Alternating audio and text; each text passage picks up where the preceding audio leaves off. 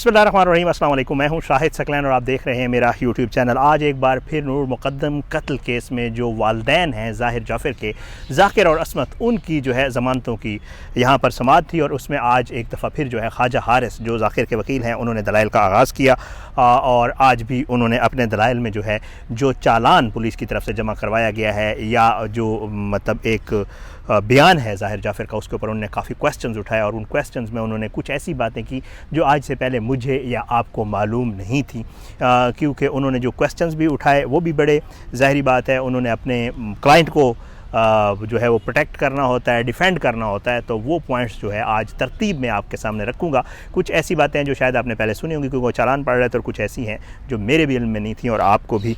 तो पढ़ के देता हूँ। आज उन्होंने जो है कहा कि जी मैं चालान दोबारा पढ़ता हूँ। 10:51 पर ये समाअत शुरू हुई तो जज साहब ने कहा बिल्कुल, क्योंकि वो चालान में कहते हैं कि मैं चालान इसलिए पढ़ना चाहता हूँ ताकि आपको पता चले कि इन्होंने कौन कौन सी दफ़ात किस किस चीज़ के तहत लगाई हैं। बहरहाल उन्होंने कहा जहाँ कल मैंने चालान ख़त्म किया था वहीं से शुरू करता हूँ। उन्होंने कहा कि जी मुद्दई का जो बयान है, मुद्दई मुकदमा जो है, उन्होंने ततिमा बयान 24 जुलाई को जवाद जहाँ की मौजूदगी में जो है वो कहते हैं कि इंकशाफ हुआ। उन्होंने सारा फिर से एक दफ़ा रिपीट किया कि जी इस तरह नूर घर गई ज़ाहिर के और फिर उसके बाद शादी से इनकार किया और फिर नूर ने उसको कहा, उनकी लड़ाई हुई, फिर नूर ने कहा कि जी मैं पुलिस को बता दूँगी। तो उसके बाद जो है वो अपना ज़ाहिर की तरफ से उसे कत्ल किया गया। वो कहता है 20 की शाम जो है छलांग लगाई नूर ने और फिर उसे ज़बरदस्ती पकड़कर जो है ज़ाहिर वापस ले गया और चाकू से हमला किया और उसको कत्ल कर दिया। और फिर वो कहते हैं कि जिसके वालिद ने फ़ोन किया थेरेपी वर्स वालों को और उनको कहा कि लाश ठिकाने लगाएं और जो है ये भी बयान का हिस्सा है। वो कहते हैं कि ये ज़ाहिर का बयान हल्फी है और जो है सवाल उन्होंने यहाँ पर उठाया कि जी इस बयान हल्फी को आगे इस्तेमाल इसको कानूनी तौर पे किया जा सकता है या नहीं किया जा सकता। वो कहते हैं कि ये मैं आगे चल के आपको कुछ हवाले दूंगा केसेस के। तो फिर जो है जज साहब को उन्होंने कहा, जज साहब ने कहा कि जी आप ये बताएं कि आपने कल सबूतों की बात की थी, इनके पास जो एविडेंस जो हैं वो कौन कौन से हैं। तो उन्होंने कहा जी मैंने आपको कल बता दिया था कि एक इनके पास ये बयान है जो ज़ाहिर जाफ़र का और दूसरा इनके पास एक कॉल्स का सेट है जो कॉल्स की गई ज़ाहिर जाफ़र की तरफ से वालिदैन को या उसके वालिदैन की तरफ से थेरेपी वर्स के लोगों को। जज साहब ने सवाल उठाया। फिर उसके बाद उसने कहा कि जी तफ्तीश के दौरान उन्होंने एक रोड कर एक उन्होंने रिमांड लिया। ये जो है बड़ी अहम बात है जो मुझे भी पहले पता नहीं थी, आप लोगों के लिए भी बताता चलूँ कि आज हम जब कोर्ट में बैठे हुए तो बड़े हैरान हुए जब ये ख्वाजा हारिस की तरफ से ज़ाहिरी बात है डिफेंस का वकील है, उन्होंने ये बात की। उन्होंने कहा कि जी जिस दिन ज़ाकिर और असमत का इन्होंने रिमांड लिया, हालांकि इन्होंने इनके ऊपर एक दफ़ात लगाई हुई है, एयानत की भी, कंसीलमेंट की भी और बहुत सारी दफ़ात लगाई हुई हैं, लेकिन हैरान कुन तौर बात ये है, हैरान कुन तौर पे ये बात सामने आई कि जी पुलिस ने जब इनका रिमांड लिया तो इनसे एक भी सवाल नहीं किया, बल्कि इनके वो जो रिमांड वाले दिन हैं वो खामोशी में गुजरे। पुलिस ने ना किसी को कन्फ्रंट करवाया, ना थेरेपी वर्स वालों से उनका आमना सामना करवाया, ना कुछ और करवाया और ना उनसे कोई क्वेश्चन किया। ये आज ख्वाजा हारिस ने बाकायदा तौर पे बताया है। फिर जज साहब ने उनसे पूछा कि जी ख्वाजा हारिस साहब ने कहा कि जी जो मेरा क्लाइंट मुझे कहता है मैं वो बताऊंगा। फिर उन्होंने कहा कि जी चालान के साथ चालान में जो कुछ लिखा है उन्होंने कहा कोई पता नहीं। उन्होंने कहा मैंने कल ये बात की थी और आज भी यही बात कर रहा हूँ कि कोई अभी तक नहीं कंफर्म कि पुलिस को किसने बताया, किसने इतला दी। पुलिस ने चालान में ऐसी कोई बात नहीं लिखी हुई कि किसी ने इनको आके बताया, किसी ने कॉल की या क्या मामला है। उन्होंने कहा इस पर भी एक सवाल है। फिर वो कहते हैं कि जी जज साहब ने फिर इस पर कहा कि जी वो बात जो महल्लेदार या चौकीदार या किसने बताई अभी तक कन्फर्म नहीं है। तो ख्वाजा हारिस साहब ने कहा बिल्कुल जी कन्फर्म नहीं। उसके आगे जी वो कहता है कि ज़ाकिर का जो है वो ज़ाहिर जाफ़र से रब्ता हुआ, ये चालान में लिखा हुआ है 2:21 3 बजे 6:35 पर 7:29 पर 19/7 को रब्ता हुआ। ज़ाहिर के वालिदैन से 20/7 को जो रब्ता हुआ 6:35 और 7:29 पर हुआ।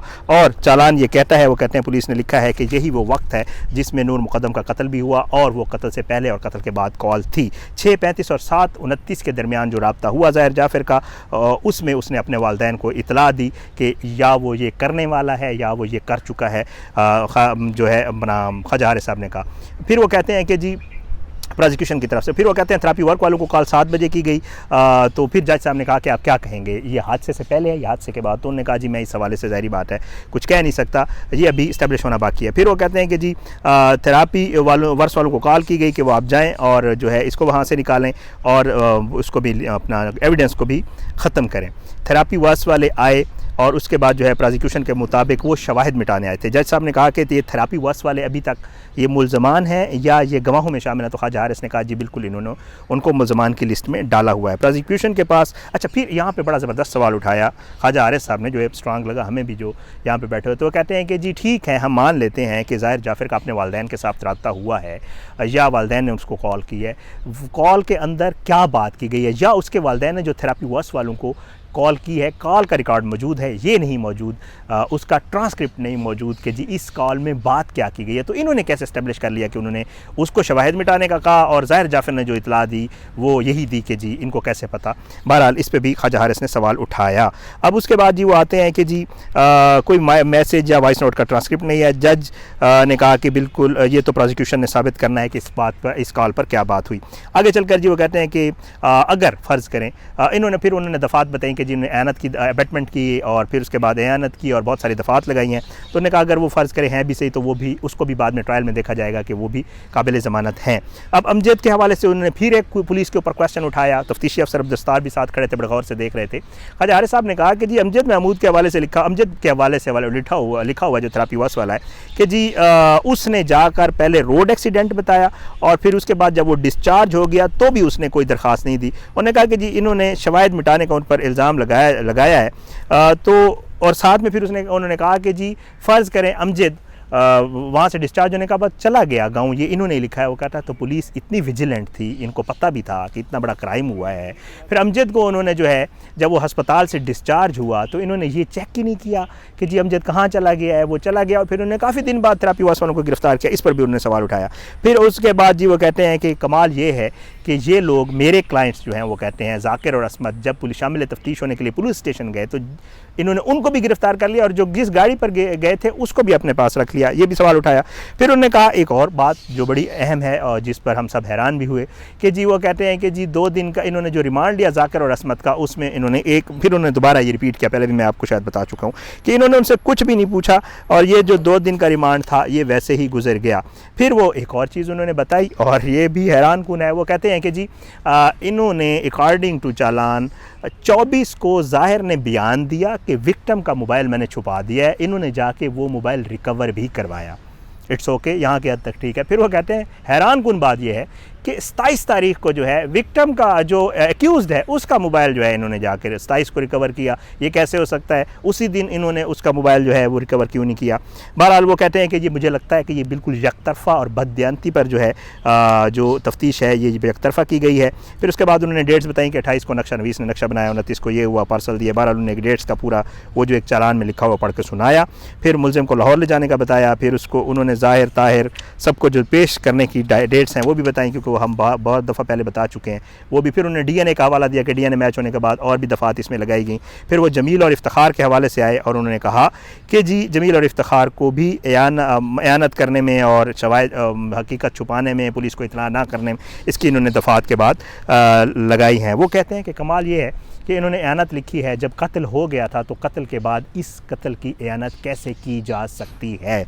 बहरहाल उन्होंने ये सवाल उठाया। फिर वो DVR के मुताबिक वो कहते हैं कि जी नूर गेट पर आई, चौथी इफ्तिखार ने गेट नहीं खोला। दूसरी तरफ जब गेट पर आई सीढ़ियों से नीचे चला गया। माली जान मोहम्मद ने गेट जो है बंद किया, तो माली और उसको भी इन्होंने कहा कि जिन्होंने शामिल किया है और उन्होंने कहा है कि इन्होंने भी मदद की है ज़ाहिर जाफ़र की नूर के, उसमें वो वहाँ पे 2 दिन रही, पुलिस को भी नहीं बताया गया और इस तरह ये आनत में शामिल है उन्होंने। और फिर कॉल डेटा और CDR के हवाले से भी उन्होंने बात की।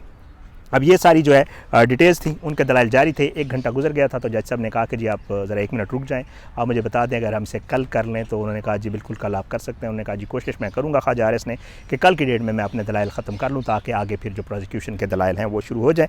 आज की हद तक ये था। 2-3 ऐसी चीज़ें थी जो आज हमारे लिए भी नई थी और उम्मीद है आपने भी ज़ाहिर है ये बातें पहले नहीं सुनी होंगी। समात में जो कुछ होता है फैक्ट्स के ऊपर, मैं साकिब साहब और फ़याज़ साहब जो है यहाँ मौजूद होते हैं, हमारी कोशिश होती है हम फैक्ट्स पे बात करें। आज की इस वीडियो से इतनी, आने वाली किसी वीडियो तक में इजाज़त है। अपना बहुत ख्याल रखिएगा। अल्लाह पाकिस्तान का आमीन नासिर, इसके खिलाफ साजिशें करने वालों को नस्र नाबूद करे। आमीन सुम्मा आमीन। पाकिस्तान जिंदाबाद। अल्लाह हाफ़िज़।